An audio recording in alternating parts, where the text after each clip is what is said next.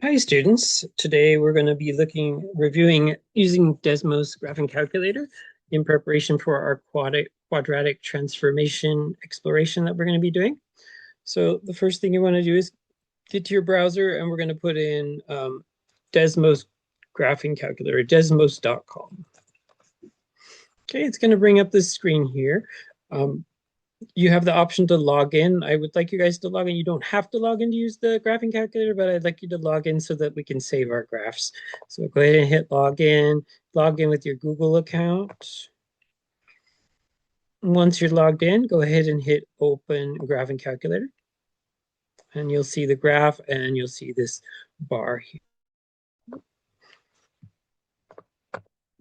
Okay, so over here on the left side, you're going to put in your equation.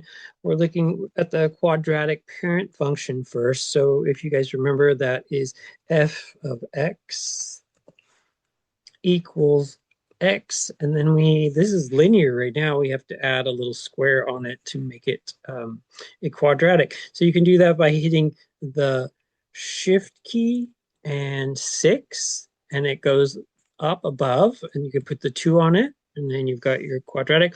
Or you can come down here to the bottom of the screen on the left side and hit the show keypad icon there, and you can go to a squared and hit that. This gives you other options as well if you need to do greater than, less than, pi, square root, absolute value. Any of those things are found in the keyboard. So let's go ahead and close that keyboard so it's out of our way. You can drag the graph around by just placing your cursor or little arrow where you want it, and then holding down on the left key of your mouse, and you can pull it down to where you can see it better. If you want to zoom out, zoom in or zoom out, you can do that over here. And you can change the steps. Now, right now, you notice we've got 1, 2, 3, 4, 5 squares, and here's a 5. So we've got a good scale. If we wanted to change it, you could come to this little wrench right here. This gives you options for steps. We can change it to a 4 if we wanted to, so that every square is 1 unit. That works either way. So let's leave it as 4s. You can also turn the grid off if you want to, or the minor grid, or the axis numbers. We're going to leave all those on for this. It also gives you the option to label the X and Y axes if there's certain things like distance and time. For this exploration, we're not talking about any kind of units or variables. They're just going to be the numbers for the X and Y axis. So we'll leave those as they are. And so let's come back off of that. If you come back over to the top left here, above your equation, you can hit this little cog for your edit list. And it gives you the option. You can duplicate the function, and then you can do things to it. You can delete it. And you can also hit the table. It'll create a table. And we want to do that for this exploration because we want to see how the points are changing as we do our transformations on this. Once you're in the table, you can see that the points are shown now on our graph. And if you want to turn those off, you can hit this little circle above the f of x, right next to the f of x here, and you can see that they're turned off. We're going to leave them. This is the parent function. We can leave them off. I just want to show you, remember on the parent function, the vertex is 0, 0. You can just click right on where the vertex is and it'll give you the coordinate. If you want to add a point to the table, you can just come to the bottom of the table and just put another number in. I'm going to put 3,9 in there just so we have another point. Okay, so that's our parent function. Let's change the color. You can change the color of the graphs by coming over to the left here, holding down the left key on your mouse over the little color squiggly here, and I'm going to change it to black. That's going to be our parent function. Okay, so today we're going to be exploring what happens as you alter or transform the equation of the parent function, and we're going to notice what happens to the graph as we do that. So I'm going to enter another equation down here. We're going to call it something different. Since that's f of x, let's call this one d of x equals x squared. I'm going to hit the shift key and 6 and then put my little 2 in, or again, you can hit the little keyboard down here and then come off of the 2, and I'm going to go -3.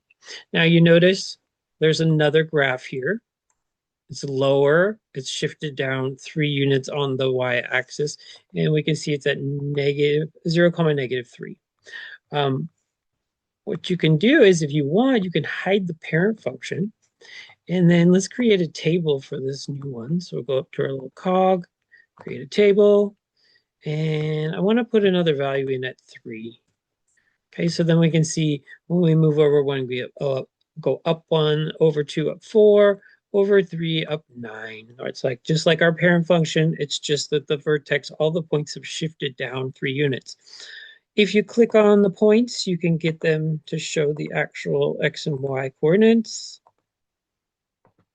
And what I want also, let's take those back off. I just want you to show me the vertex and these x-intercepts wherever it hits the x-axis. So we can see that it shifted down. So there's two x-axes now, or intercepts, I'm sorry, x-intercepts.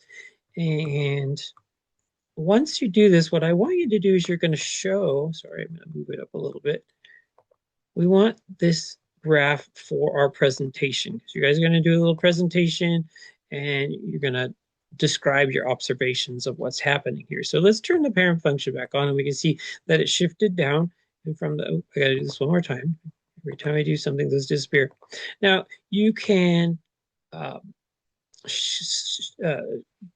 do a screenshot through the app here. If you go up to this little arrow in the top right corner, share a snapshot, export image, you can print it.